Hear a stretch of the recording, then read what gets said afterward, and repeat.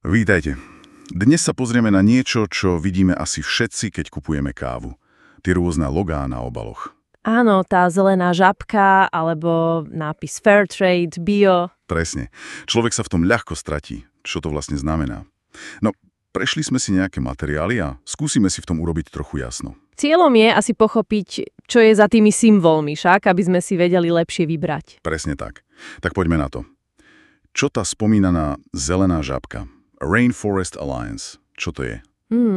Rainforest Alliance je to nezisková organizácia a snažia sa presadzovať udržateľnosť v poľnohospodárstve.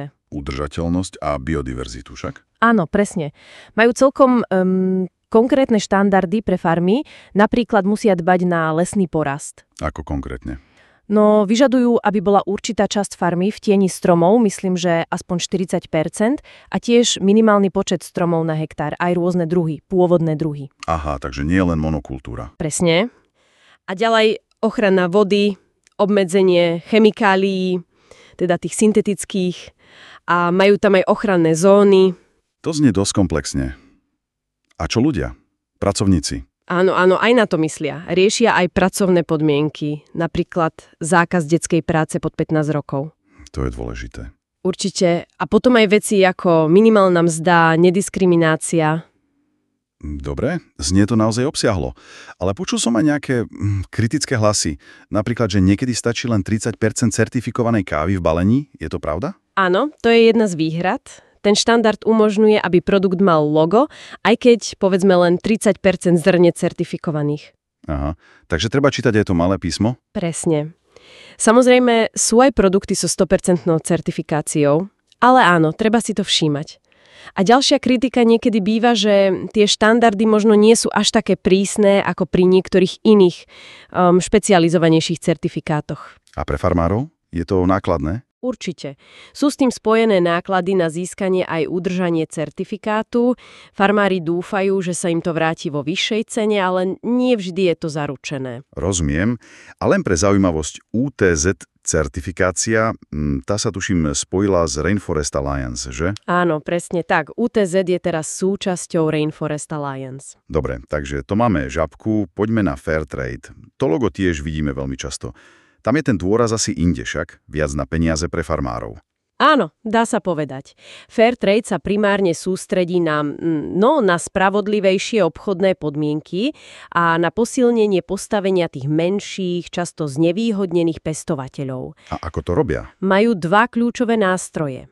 Prvým je garantovaná minimálna výkupná cena. Čo to znamená? Znamená to, že aj keď cena kávy na svetovom trhu klesne veľmi nízko, farmári združení vo Fairtrade družstve dostanú aspoň túto minimálnu cenu. Teraz je to, myslím, $1,40 za libru arabiky. Plus príplatok za bio. To je taká poistka? Presne. A druhý nástroj je Fairtradeový príplatok. To sú peniaze navyše, ktoré dostáva družstvo ako celok. A čo s nimi robia? Tie musia investovať späť do komunity alebo do zlepšenia farmárčenia. Napríklad postavia školu, zdravotné stredisko alebo kúpia lepšie stroje na spracovanie kávy. Čiže to nejde priamo farmárom do vrecka, ale na spoločné projekty? Väčšinou áno.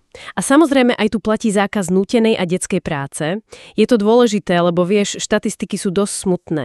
Hovorí sa, že až 44% pestovateľov kávy žije v chudobe. Skoro polovica. To je šokujúce číslo. Tá garantovaná cena teda znie ako fajn vec. Ale sú tam aj nejaké problémy? Funguje to vždy? No, je to určite pomoc, ale nie je to zázračné riešenie. Napríklad nevšetká káva, ktorú družstvo vyprodukuje ako Fairtrade, sa aj reálne predá za tú vyššiu Fairtrade cenu. Záleží od dopytí na trhu. Aha, takže môžu vyprodukovať viac certifikovanej kávy, ako sa predá. Presne.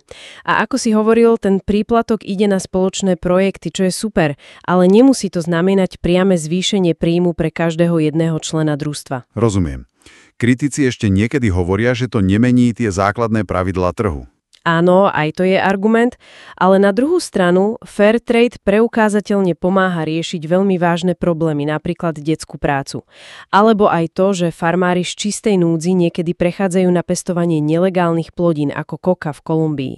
Fairtrade im dáva lepšiu alternatívu. Jasné. Takže má svoje prínosy, aj keď to nie je dokonalé. Dobre, poďme na tretie logo. Bio alebo organická káva.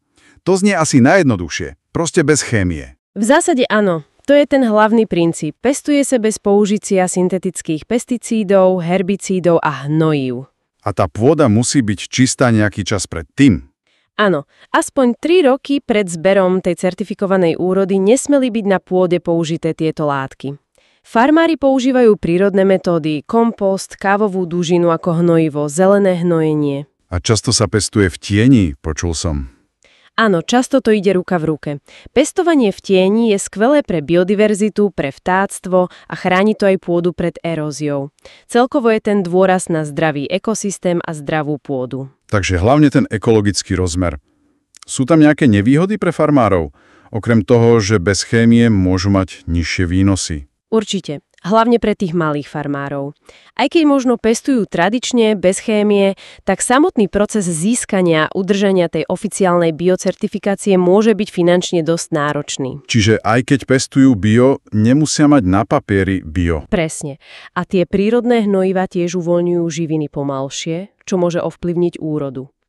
Tá vyššia cena biokávy potom neodráža len dopyt a ekologické benefity, ale aj tieto náklady a rizika pre farmára. Dobre, takže máme Rainforest Alliance, Fairtrade, Bio. Všetky sa nejakým spôsobom dotýkajú pojmu udržateľnosť. Ako to celé teda chápeme? Čo je udržateľnosť v káve? Udržateľnosť. To je vlastne o hľadaní rovnováhy medzi 3 takými základnými piliermi. Ako sú? Environmentálny, čiže ochrana prírody, pôdy, vody, biodiverzity. Potom sociálny, to sú tie férové mzdy, pracovné podmienky, rozvoj komunít, zákaz detskej práce. A nakoniec ekonomický. Farmári proste musia byť schopní z pestovania kávy vyžiť, dosiahnuť nejaký zisk, aby mohli aj ďalej investovať. Takže rovnováha medzi planétou, ľuďmi a ziskom, dalo by sa povedať. Presne tak. A tie certifikáty, o ktorých sme hovorili, sú vlastne nástroje, ktoré sa snažia podporovať rôzne aspekty tejto udržateľnosti. Každý má trochu iný fokus. Rea viac na ekológiu a prácu, Fairtrade na tú ekonomickú spravodlivosť, Bio na absenciu chémie. A je to čoraz dôležitejšie, predpokladám, hlavne kvôli klíme. Jednoznačne.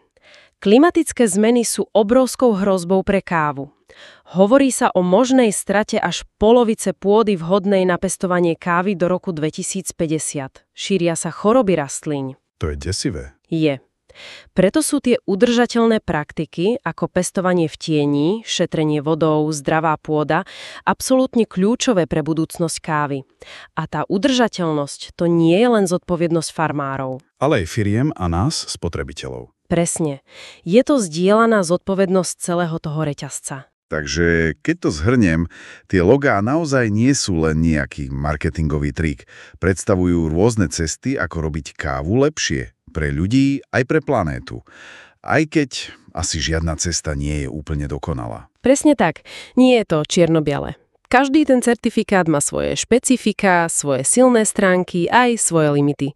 Dôležité je rozumieť tým rozdielom. Pomáha to pozrieť sa za tú cenu na obale? Áno, a vnímať aj ten príbeh, ktorý je za tými zrnami. A možno taká myšlienka na záver. Ako sa asi bude meniť samotná definícia toho, čo je naozaj udržateľná káva v budúcnosti pod tlakom klimatických zmien, cien na trhu? To je dobrá otázka. Určite sa to bude vyvíjať. Nad tým môžeme porozmýšľať pri ďalšej šálke.